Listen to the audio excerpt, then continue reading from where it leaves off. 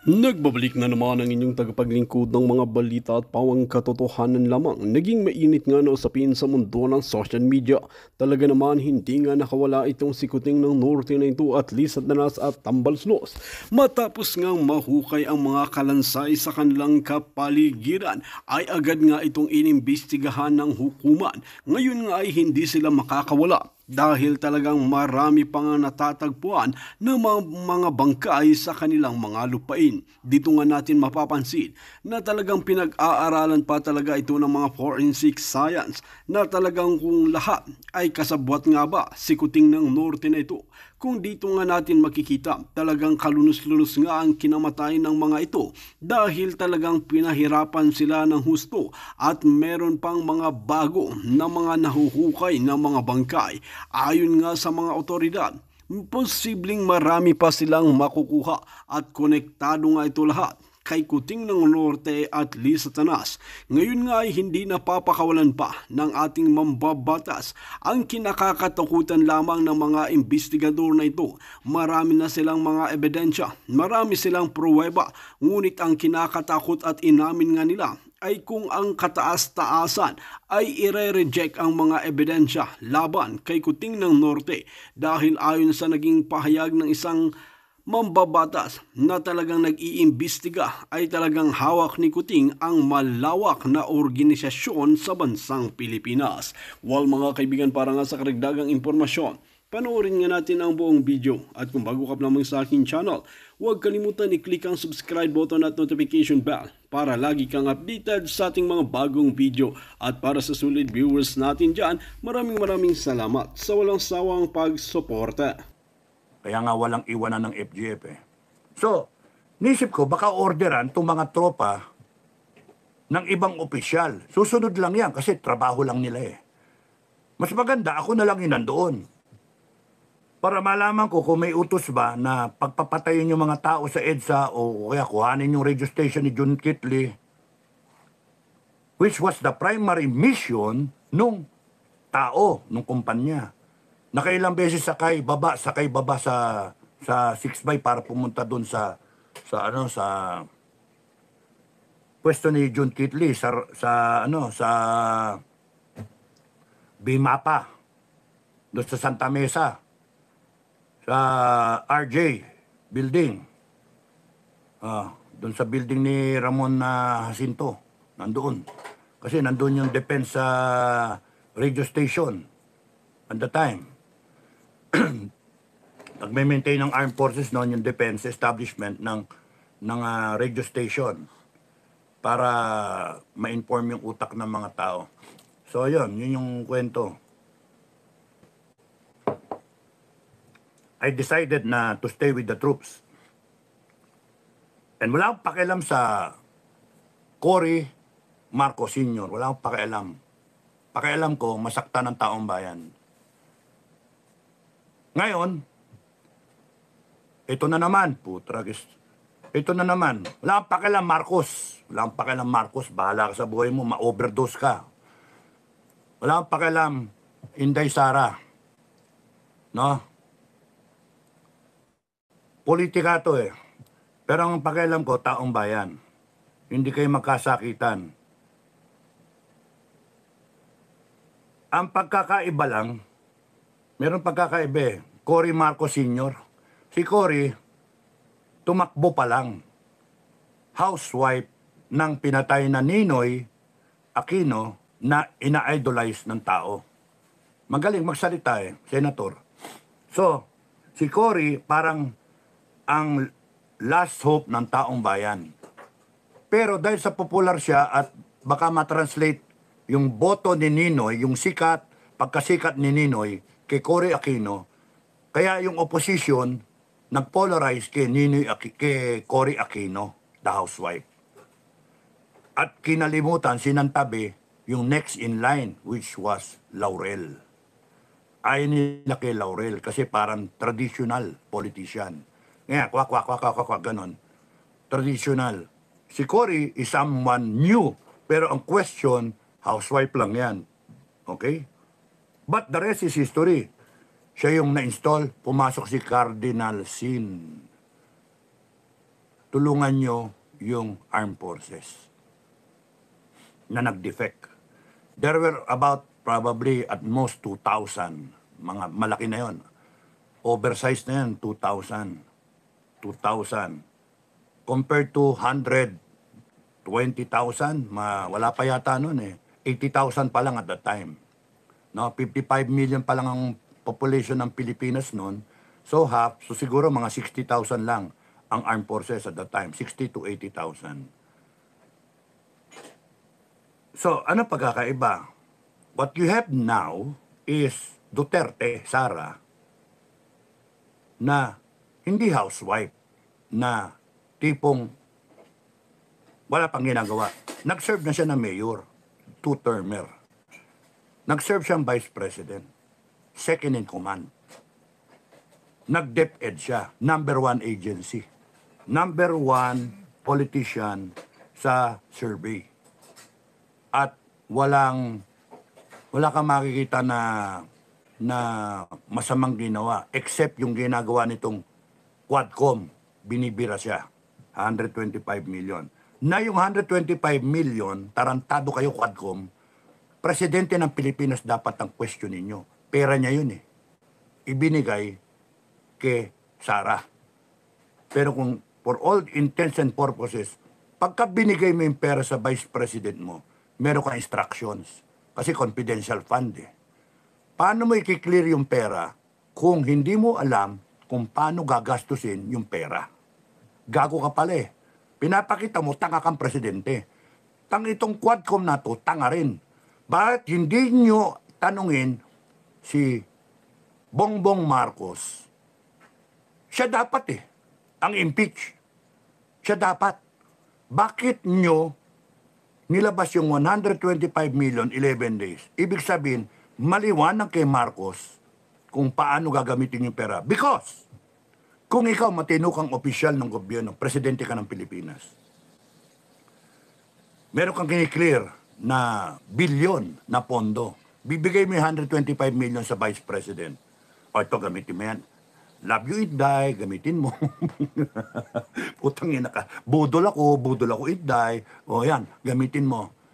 Klaro eh, meron kang ibibigay na instructions kung paano. Guidance. You don't just give away 125 million of people's money just like that without any guidance, especially if you're the President of the Republic. You're giving it to the Vice President to use as CIF.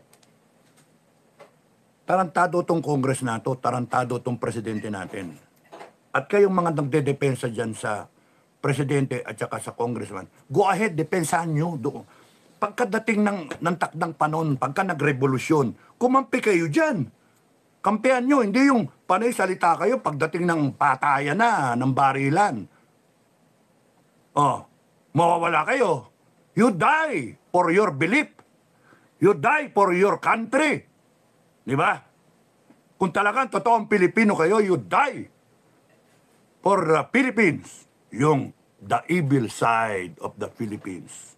Kasi yung the true Filipino people, the true patriots of this country will rise up to the occasion and they will defend our democracy. They will defend our rights. They will defend the Constitution. So maganda to. Gusto nyo magpatayan tayo? Sige, magpatayan tayo because this government, BBM, Tamba, and lahat kayong nakapaligid, sabihin ko na sa inyo mga kababayan, they don't give a shit. They don't care kung mamatay kayo. Kita niyo ginawa nila sa Mendiola. PNP, sige, sumunod kayo. Magpakamatay kayo para sa mga ano na yan, mga politiko na yan. Magpakamatay kayo, go ahead. No? Magpakamatay kayo. Saan ka nakakita? Doble kara sila. Inorganize nila ang komunista. Mag-rally, pinagpupukpok yung PNP. Ang tanga naman ng PNP. Ayan, pinupukpok na kayo. Wala silang pakialam masaktang kayo. Just to attain their evil desire. And here you are, you're defending the Filipino government. an evil government. Kaya nga, tutulungan namin kayo to get out of your situation. We will take command of the PNP and the AFP. I will take command of the AFP and PNP. I represent the Filipino people with the sovereign Filipino people. Ngayon, kung meron dyan na mas magaling sa akin, di ikaw ang tumayo. Kung ikaw upper class, ikaw classmate, o ikaw underclass, kayong mga general, kayong tumayo. Sige, go ahead, you lead the Filipino people. Madali akong kausap. Tawagan nyo ko. Tawagan nyo ko. Paalam nyo sa akin, tawagan nyo si Commander Bukay. Oh, ako na ang tatayo. Wag na kayo. Oh, sige, yun na. Yun na. Kasi I can afford na hintayin pa. Because why? Because the responsibility is hard to accept. Pagka talagang para sa tao ka, gusto kong ipaalam sa inyo, halos magkasakit ka, halos ma-stress ka, ma-traumatize ka, kakaisip what you are about to do and what is about to happen. Nakapatong sa balikat mo 119 million Pilipinos. Nakapatong sa balikat mo yung tama at mali na pwedeng mangyari. Kaya iniindang ko yon. I'm worried over that. Pero yung pagka the moment na tumawid ako, may plano na ako. Kulang na lang is yung pag-usapan namin. I-relay ko. Nandito na. Swerte nyo pagka na-atake ko, di ba? Swerte, pagdasal nyo, BBM, ma-atake ko. Ako, pagdadasal ko, ma-overdose ka. Sino mas malakas sa atin, no? Ang ano dyan, kung meron dyan sa tingin niya mas magaling sa akin, go ahead. Kasi alam nyo, mga kabagang sa MUP, hindi ako nakikipagtalo sa inyo. Hindi ako nakikipagkompetensya. This has never been, for me, a competition. O kung sino mas magaling, sino mas sikat, sino ang mas matapang. It has never been. Kaya kitang-kita mo, nababasa ko yung kalaban eh. Kasi gago, nagpadala sila ng mga troll, mga vlogger, hamun-hamunin ako. Kaya nakikita ko yung utak nila. Kaya natatawa ko sa mga gago eh. Sige pa, magpadala pa kayo para mabasa ko. Kasi yung linya ng mga vlogger at ng mga troll, nakikita ko kung gaano kayo katakot na takot sa akin. Hinahamon nyo ako eh. Sinisiraan nyo ako eh. Gusto nyo, masira ako sa grupo ko, masira ako sa taong bayan. That will not happen. Kasi galing sa puso yung akin eh. Yung sa inyo, paano yung mga haka-haka na pagka nag-research kayo, talagang walang basihan. Sa akin kukuha ng file, wala akong file. Gago pala kayo eh. Kasi nung nasanika ako, binunot ko yung file ko. Oh, pinabunot ni Canyeso yung file niya eh. Nung binubunot ko yung file ni General Canyeso, para walang makakalam kung sino siya, lahat ng kalaban niya, pinabunot ko rin yung file ko. Oh, singaw ako. Kaya hirap na hirap silang siraan ako eh. Hanggang sa babae. Siraan niyo ako sa babae, kasalanan ko ba na lapitin ako, gago pala kayo eh. Sira ulo kayo. Ay, nako. Ano niyo ako, sisiraan niyo ako ng pagnanakaw? Ano ninakaw ko? Wala. Hindi man ako umabot na general. Oh, hindi man ako umabot. Anong hawak ng kapitan na pera? Tanga. Talaga mga tarantado, mga bopol itong mga nagbablog eh. Oh.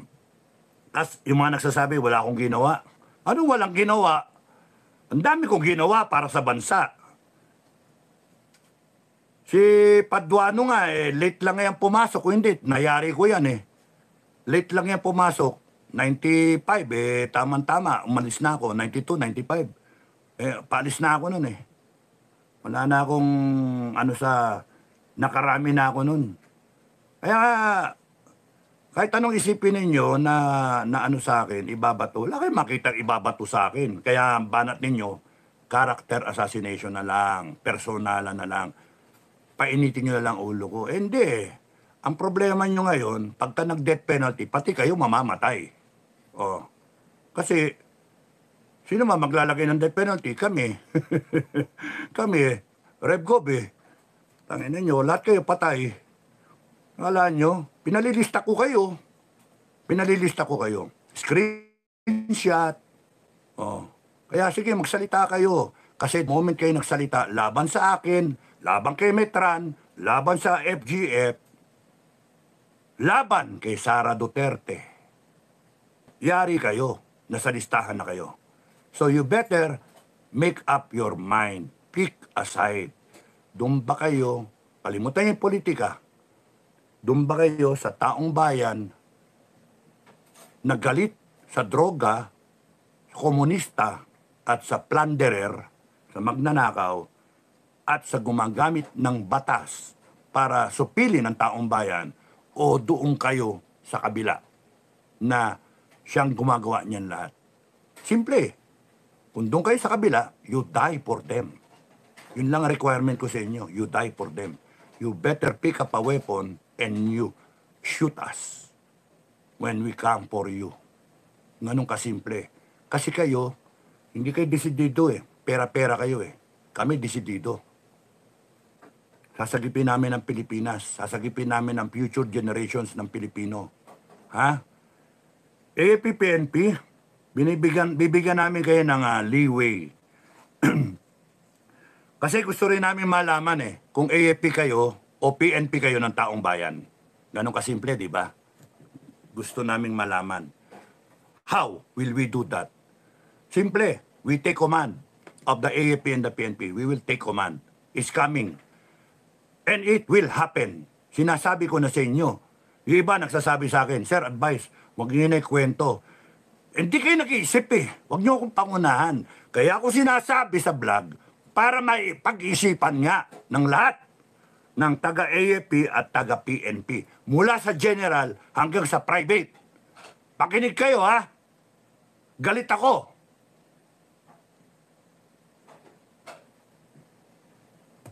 Huwag niyo kung walang takot-takot, tatakutin niyo ako. Kayong matakot sa akin. Kayong matakot sa taong bayan. Bibigyan namin kayo ng tsansa to act as the soldiers of the Filipino people. The way we envision you to be. AFP, PNP, police of the Filipino people. No? Hindi namin gusto yung nangyari sa KOJC. Hindi. Hindi namin gusto yon. Ayaw namin mangyari ulit yun. Hindi namin gusto yung order-orderan kayo ng puta ng mga tao na yan na sa gobyerno, pera-perahin kayo. Hindi you have a wrong notion already kung sino ang amo. Si Tamba ba? Si Marcos ba? Yung sinasabi yung chain of command? Kinalimutan nyo yung taong bayan ang naglagay sa presidente ninyong Bopol na sinasabi yung commander-in-chief. Taong bayan. And patutunayan namin yon. We will take command of the AFP and the PNP. And you better be ready to pick a side. Yun yung ultimatum ko. You pick a side. Yung sasabihin nyo, huhulihin nyo ako, to hell. Hulihin nyo ang sarili ninyo o yung mga lalaban sa taong bayan. Pick a side, pick a side.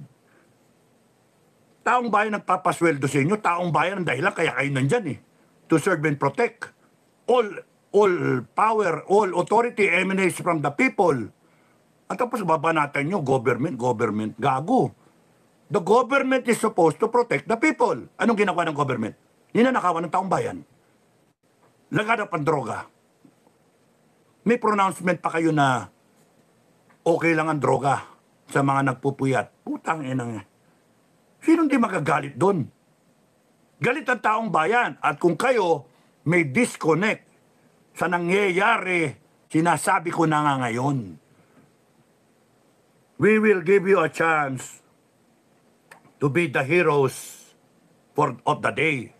We will give you a chance when that day comes, when that main event comes. And it's coming. Promise, it's coming. Pinagpasko lang ang tao Ayoko nang naka-Christmas season mode ang tao, naka-Noche Buena mode. Ang tao, bigla kang sasabihin mo, oh, yan na, tayo na. Ay, nako. Maganda mag-celebrate kayo ng Pasko. Pagkatapos yan, tsaka natin pag-usapan ng Pilipinas. Ayusin ba natin o hindi? Magkaalaman tayo. Kasi pagka kami lumipas, ay good luck sa inyo. Kung saan pupulutin ng Pilipinas. Okay.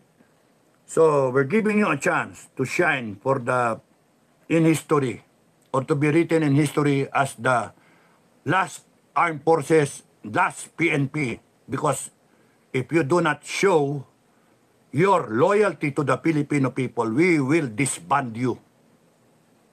That's a very, very strong na salita. And we will do that because it is our prerogative. The Filipino people. Raw power of the people. We will use our power. Gamitin niyo yung power ninyo. Sige, armasan niyo. Mag-armas kayo, patayin niyo mga taong bayan. Go ahead. Go ahead and you will have a hard time explaining to the international community. And what are you defending? You are defending mga plunderer, droga, komunista. You have become mercenaries. Kaya ko sinasabi yan sa inyo, right now, para may masang kayo sa Christmas, magdasal kayo, magsimba kayo, humingi kayo ng tamang discernment. Because ako sinasabi ko na sa inyo, ang nasa tama dito, taong bayan. Ngayon, kung merong gustong manguna dyan, manguna kayo. Manguna kayo. Ngayon, yung gustong maniwala sa akin, hintayin nyo ako. Tatayo ako pagka gusto ko nang tumayo. Huwag nyo akong diktahan. Kala nyo ganun kadali lang pumatay ng tao. Kala nyo ganun-ganun lang na pagka namatay kayo, iyak-iyak kayo.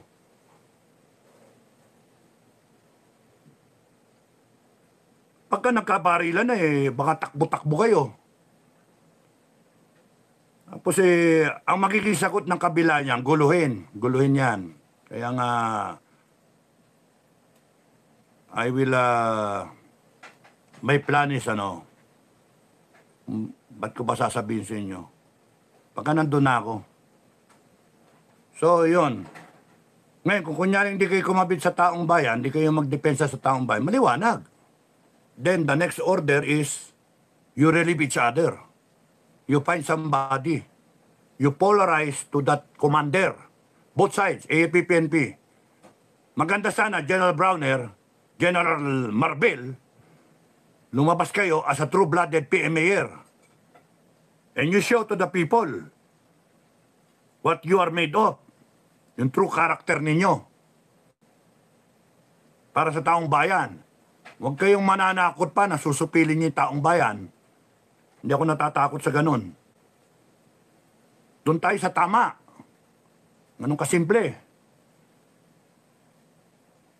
Kayong, kunyari, magkampi-kampi kayo, plus yung mga pro-BBM, go ahead. Kasi kami na pro-people, ayaw ko ng nakawan, ayaw ko ng droga, ayaw ko ng komunista. Kaya, doon ako sa tama. Ngayon, kunyaring, nandyan ang mga Duterte, aba, wala akong magagawa.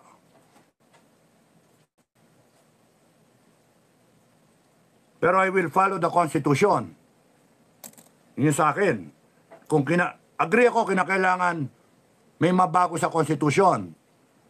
Nung pa yan nung pa yan dinadasal, mula nung kinrate yung Constitution na yan marami nagsasabing mali Pero this time, we will amend the Constitution. And I will make sure that I will be there. Pagkakatayin ko kayong lahat na may intensyon na masama Putang na. Ayusin na natin ang Pilipinas, hindi yung kung ano-ano. Huwag niyo sulong yung kanya-kanyang agenda tayo. Doon tayo, kung ano yung sinasabi sa konstitusyon, doon tayo, there's got to be a framework of order, of may legal basis. Kasi yung konstitusyon yun yung ratified ng taong bayan You cannot just trash away the constitution. And there's nothing. You have to work within that constitution. Nakalagay doon si Inday Sara, ang Vice President. Pagka hindi pwede yung Presidente may question at hindi mo in-explain yung sarili mo, binibigyan ka ng tsansa ng taong bayan. Bongbong. binibigyan ka ng tsansa, mag-explica ka. December 25, may oras ka pa. Pagka winasak mo yung pagkakataon na yon, terminated ka. Angat ang Inday Sara. Ganun kasimple. Nasa konstitusyon yon. Kung gusto ninyong guluhin, mag-civil war tayo. Ganun kasimple. Maghati yung armed forces o buo yung armed forces na pupunta sa taong bayan. Mamimili kayo. Walang puwersahan to.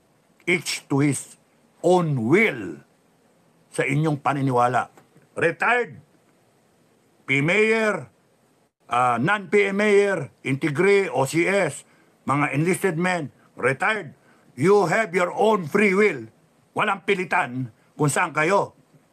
Ang in-expect ko lang, kayo na mga gurang na, mga pagi, mga senior na nga.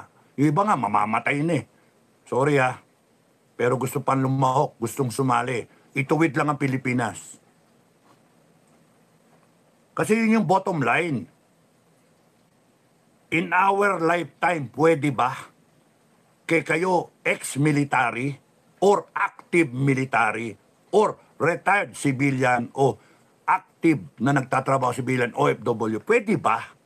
Ang premise lang namin sa FGF, kami ni Bukay at mga commander ko, mga member, pwede ba ituwid natin ang Pilipinas in our lifetime?